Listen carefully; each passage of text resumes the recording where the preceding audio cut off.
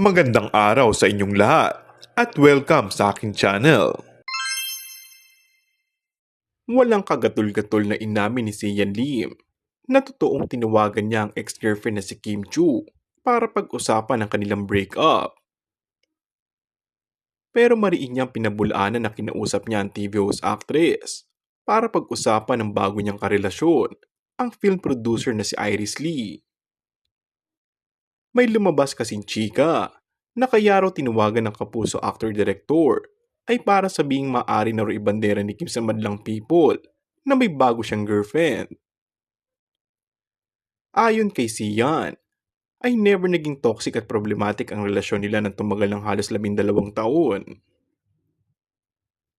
Naniniwala umano siya na wala silang nararamdamang matinding galit ni Kim sa isa't isa sa kabila ng kanilang breakup dahil nakapag-usap naman daw sila ng maayos.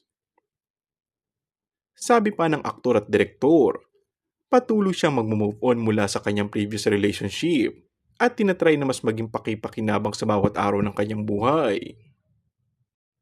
Sa ngayon, ay masayang-masaya raw sa isa't isa sina Sian at ang filmmaker na si Iris Lee.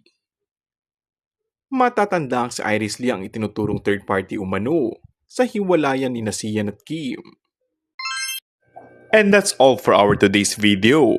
Kung bago ka lang sa aking channel ay mag-subscribe at pindutin na rin ang notification bell. Maraming salamat!